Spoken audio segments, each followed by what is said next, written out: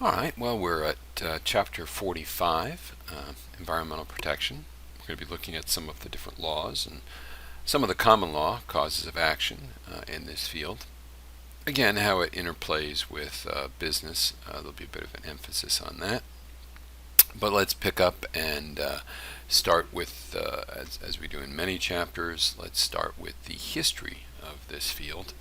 I guess many people would tend to think of environmental law as a kind of modern creation, but there were laws, maybe causes of action more accurately, that were available as long ago as the Middle Ages, that allowed a regulation of the environment. Now, obviously, environmental degradation couldn't be as extensive as it can be in the modern world, where you can have an accident like, say, Chernobyl, which could poison hundreds or thousands of square acres. But there certainly were things that were done in the Middle Ages that could result in, significant degradation of the environment or people's property. For example, you could build a mill, and you need a pond for that, and that pond might flood someone's land, or you could have a slaughterhouse, and the slaughterhouse would have an odor, or would have offal that would come off of the land. So what developed was the lawsuit called negligence, and out of that, or related to that, was the specific one for sort of environmental, which was nuisance. And nuisance as a cause of action would say that what you're doing is unreasonably interfering in the rights that I have to use and enjoy my property. So you've made my land uninhabitable, or you've made my land more often, because a lot of things were revolving around agriculture. You've made my land so it won't produce food. So if you set up your mill and you block the stream and it flooded my land, it's a nuisance because now I can't grow wheat on my land. So what you would typically do is prove there was a private nuisance, a nuisance that only impacted you or a small group of people, and then you would go to a judge and you would seek a injunction. An injunction simply is an order to do or not to do something. So it would be an order to stop damming the stream. The other one, as I mentioned briefly, was negligence, sometimes strict liability, where we looked that you didn't exercise reasonable care and resulted in injury. So maybe you built a little dam across the stream, the dam broke, it swept away some of my cows. So now I'm going to sue you for the negligence. You didn't exercise reasonable care in setting up your mill and your mill's pond. A developing area we could look at are some of the toxic torts, where we're seeing toxic polluters being sued, particularly for certain long-term issues. But having said that there was this common law, I think it's also accurate to say that the law did not pay a lot of attention to this area. And it's really not until the 20th century, and in fact the latter half of the 20th century, that people were awakened really as to the impact of the environment. One of the courses I teach during the day is about criminal justice, and we focus on crime rates. And one of the things we found, and there's some pretty interesting studies about this, is that if lead is in the environment, so if you are burning lead gasoline or if you've got lead in your pipes, it has an impact on human development. And the interesting impact in regards to criminal justice is it makes people more violent. Lead exposure can lead to a more violent society because it enables certain chemical changes in the brain that alter the way people behave. Not all people, some people. So when you remove it, the interesting thing is that, for example, crime rates seem to fall. So we've only discovered this in the last, well, we knew some about lead, but we didn't know about this relationship to crime rates until fairly recently. So again, this is still a kind of developing area of the law. Okay, governmental regulation. This, as I said, is kind of a creature of the later 20th century into the 21st century. And if you'll turn to page 859 in your text, you'll see a list of the major statutes that have been passed that affect the environment. Now, of course, the major one that we're concerned with, the one that you probably see the most often, is the Environmental Protection Act. And this was passed under that, it's a strange thing to say, but that environmental president, Richard Nixon. And what it did, more important, I think, than anything in it, perhaps, is it mandated that you draft and create environmental impact statements. So if you're going to do any sort of major construction, you're going to have to answer certain questions like, what is your environmental impact? Is it bad? Okay, is it adverse? Then what alternatives exist? And the third one is there any irreversible effects of what you're going to do? So are you going to wipe out a species? Are you going to permanently change the flow of a river? Are you going to permanently denude a forest? What impact is that going to have? Now, this can be an inconvenience, to put it mildly, for businesses. But again, since businesses tend to focus on short-term and environmental laws tend to look at long-term, it's the mechanism in society to look at long-term costs that are not immediately apparent in a classic capitalist model. Okay, another way in which we see regulation, and this is kind of at the state and local level that you can see it. Locally, you can see it with things like zoning restrictions.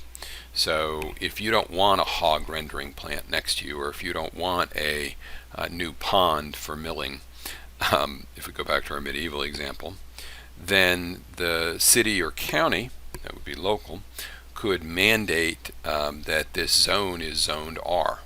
And typically across the United States, the three most common zones are R, which is residential, means you're only going to have places for people to live. I, which is industrial, where you could have things like a hog slaughtering or a mill, or C, commercial. Sometimes you'll have a mixed use where you can do both, and there's some places like Houston, as I understand it, where there's almost no zoning. Another way in which you can impact the environment is, strangely enough, parking limits. If you say you have to have so many parking spaces developed, it can really restrict how you can have a piece of land and put it to commercial use. If you've got a site downtown and you want to build a tall building on it, and it's going to wipe out some forest or some trees, maybe a small park, but the city says for every square foot of retail you have, and this is a very, very, very common limit, you have to have so many square feet of parking. And that would really prohibit that development. It can keep areas more green. Now at the state level, you can have things like waste disposal laws. So famously here in North Carolina, we had a number of coal-fired power plants that were producing a lot of coal ash. And the disposal of this has become a very contentious environmental issue. So we've looked at things like who has to dispose of it, how much liability, how can you dispose of it. All of these impact, of course, the cost and who pays. I mean, Duke Energy would like to say, well, we're going to let the consumers pay at the end, and then the government might say, well, no, we're going to let the shareholders pay for this, which not as fine a distinction as it would appear there. And another way that you can control or regulate the environment is building permits. You simply don't issue a permit to do certain things, and that can really restrict, and this is often related to zoning, that can often restrict the environmental impact. Okay, the next thing is, let's start taking a look at some of the major pieces of legislation. And these are almost all federal statutory acts. There are states that have much more intrusive than North Carolina environmental regulation, but we don't have a lot of it here. In fact, we're pretty much a hands-off state when it comes to that. We don't really see a tremendous amount.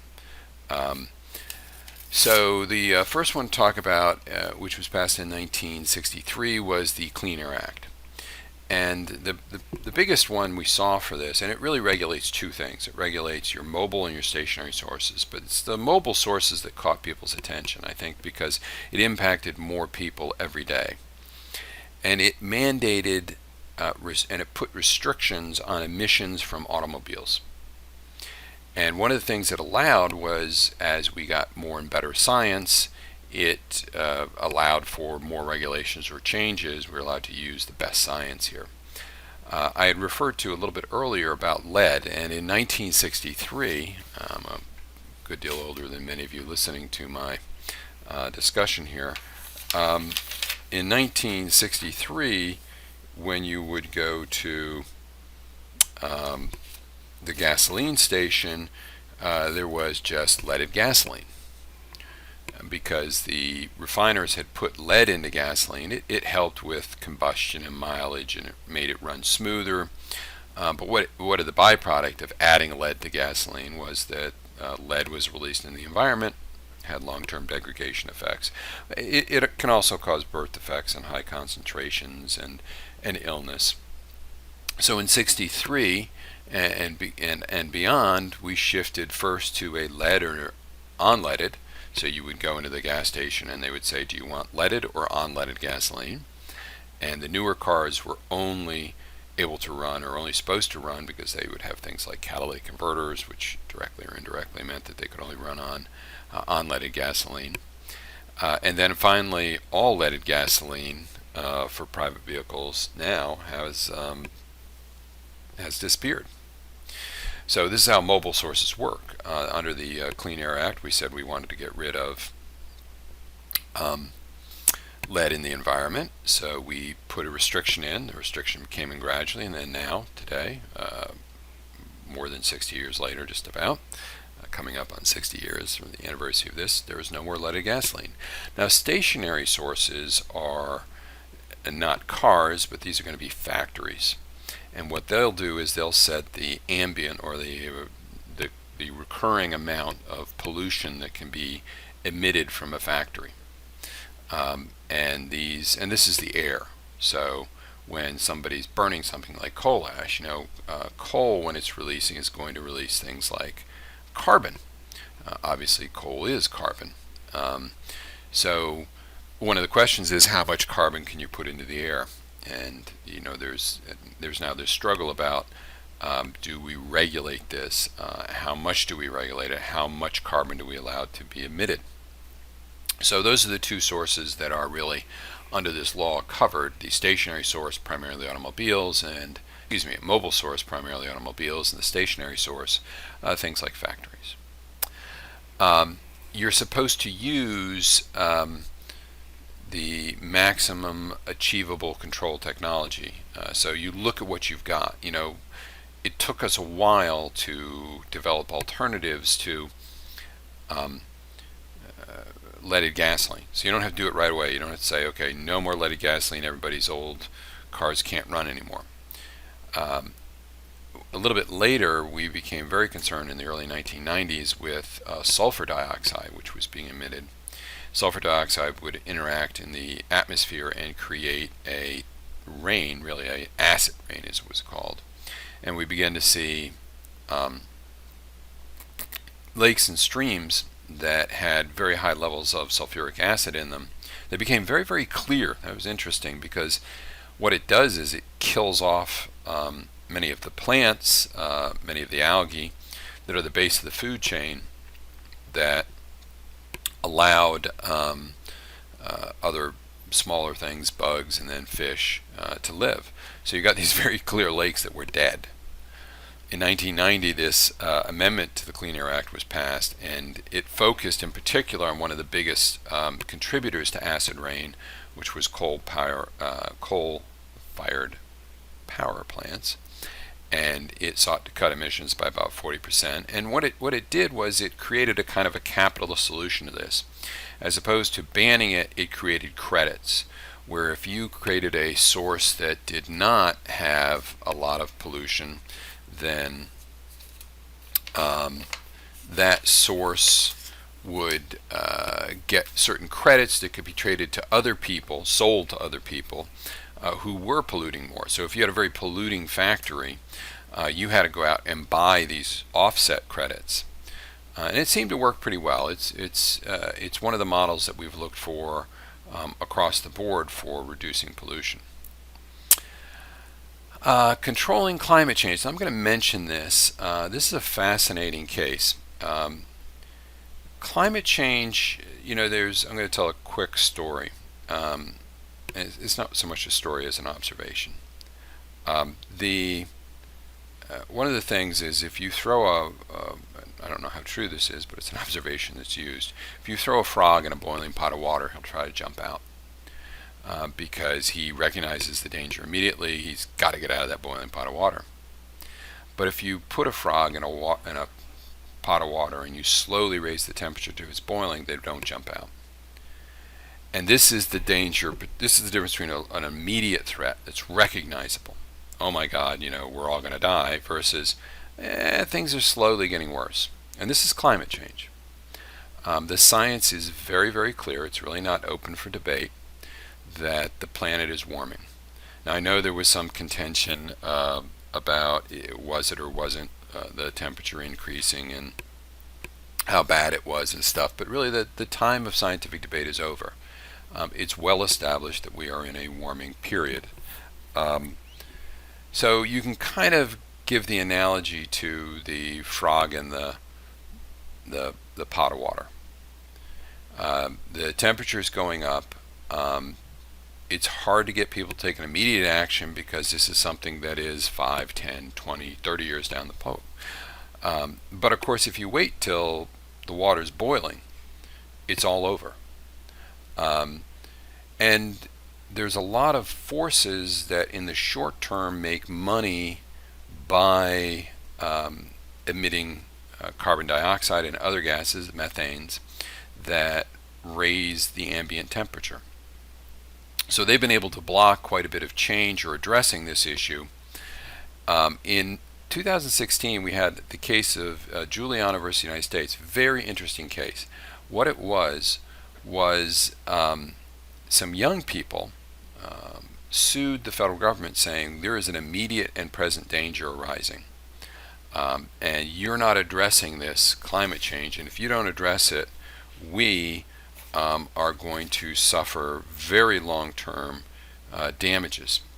And no one had ever kind of tried this route before. It's kind of a clever way to sue and get around some of the problems of vested interests.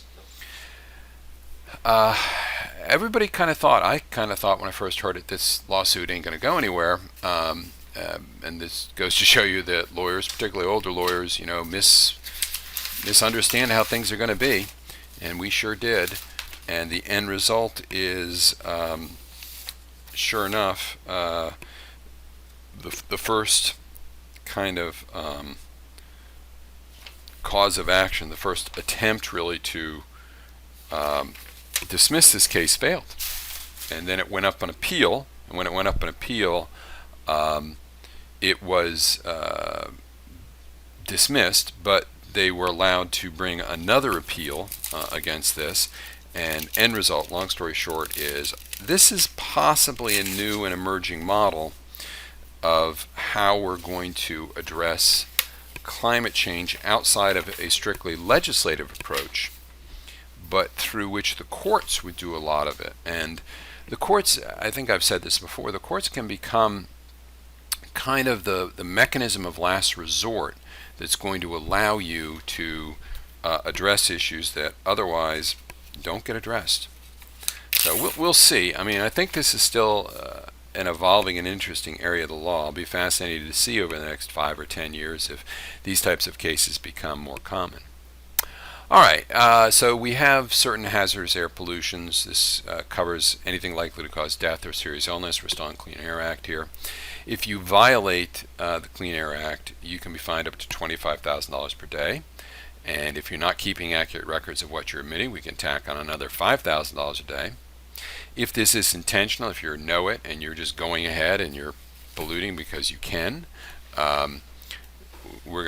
you face up to $1 million in fines, which is not an insubstantial amount for anybody. And if individuals have been ordering this, is up to 2 years in jail. So this can be a pretty serious thing. Water pollution is one of the first things that was addressed almost a little bit around the same time, but really a bit more rigorously, I would say, than air pollution. In part because if you read the Constitution of the United States, the federal government is given more power over navigable water, which is very, very broadly defined. Navigable water can include almost anything that got wet at any point. So the federal government having this jurisdiction, and particularly over things, I guess in business that we'd look at, like wetlands. Anything that has gotten wet in the last 100 years in some sort of flood can in some ways be classified as wetland. And you're supposed to use best available control technology, and the EPA will issue guidelines with fairly stringent rules about developing wetlands, controlling wetlands. And we've learned that these are very, very, very important environmentally. So, one of the reasons you get more severe hurricanes in Louisiana and along the Gulf Coast is you get rid of the wetlands that used to absorb a lot of the storm surge that came in, and it's easier for our coastal cities to take big hits. If you look at fires, as you dry out the environment, as you lose your wetlands, it's much easier to have large-scale fires. So, environmental degradation has long-term consequences and effects. We have the Drinking Water Act, the Safe Drinking Water Act, which says you have to, if you're going to provide, and we do provide, public water, it has to meet certain standards. And interestingly enough, for all those people that I see drinking these, I'm going to sound like an old fogey, see people drinking bottled water, that's really not as regulated as your tap water. There's been lots of studies to show that your tap water is much safer, much fewer toxins than some of your bottled water. Now, some companies actually just straight out bottle up water that's coming out of the tap. There's nothing special about it. It's not spring water. So you got to be a little bit careful about this. Ocean dumping is something that be regulated now. In the past, it was just very common for us to simply take our refuse and take it in a barge out to sea and just dump it. Now, there are permits for some natural waste, and by that I mean there are some cities, particularly in the East Coast, that the way they get rid of some of their raw sewage is they just build a big pipe that goes out into the ocean, and they just pump the poop out of the pipe. We also have oil pollution control, particularly for tankers, because tankers, as well as their oil, and the oil that tankers burn is called bunker fuel. It's among the dirtiest fuel on the planet. It's the bottom of the barrel as it's refined. The bunker fuel is regulated, how you clean it, and because tankers used to just come into a port, discharge their oil, and then flood some of their tanks, and just the way they clean it would be just flood that seawater in and flood it out with the oil in it. Herbicide and pesticides, we began to regulate this in the 1940s. This became an obvious thing. We have the Federal Insecticide, Fungicide, and Rodenticide Act, which regulates the production of these chemicals, how they're used, and how much of it can continue to the consumer. You're not allowed to carry a lot of this pesticide to market. Also, how you dispose of it and storage. In 1976, we have the Toxic Substance Control Act, which regulates, this should be known, toxic chemicals. Fairly important.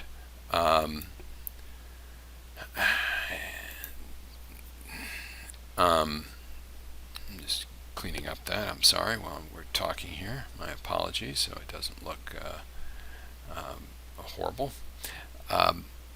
The EPA is allowed under this act to set standards as to the manufacture of these, the use and disposal of them.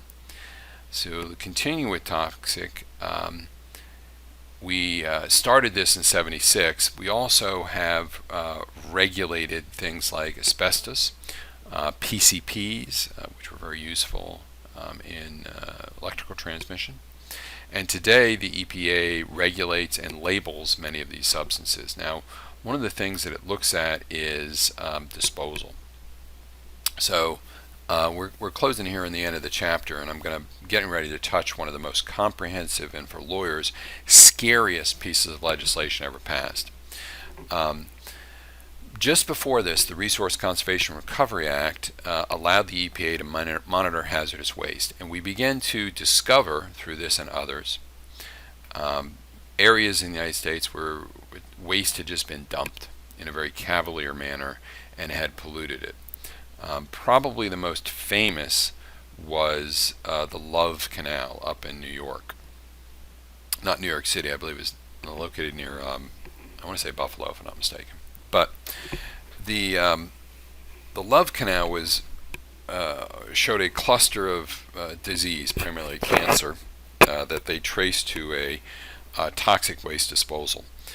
And in response to this, Congress passed the Comprehensive Environmental Response and Liability Act, or what's called CERLA. I can't tell you how extensive liability is under CERLA. It's just huge. And one of the things that businesses have to do when they're going to buy a piece of property, or when they're going to particularly go anywhere where there might have been industrial activity and buy something, is they have to be aware of CERLA. CERLA makes people responsible for these waste dumps. And who could be responsible? Well, anybody you can think of. So if you have a waste dump that was built, say, in 1950 and was operated for 30 years till 1980. Then they shut it down and they built an industrial park on top of it, and someone manufactured frisbees. Fine. Who has liability when I go to buy that? Well, anybody from 1950 to 1980 who generated waste that was disposed of. And that person is 100% liable, even if he only if he produced 1% of the waste that went into that. Anybody who transported waste to that waste dump is liable. Anybody who owned or operated the site after the dumping started, but not limited by after it stopped. So the frisbee company that never dumped there but owned the land, they have 100% liability. The current owner has 100% liability. The current operator has 100% liability. So if you can't find the people that did 99% of the pollution, but you can only find one guy who's got some money who took one load there and is 1% responsible, he has 100% liability.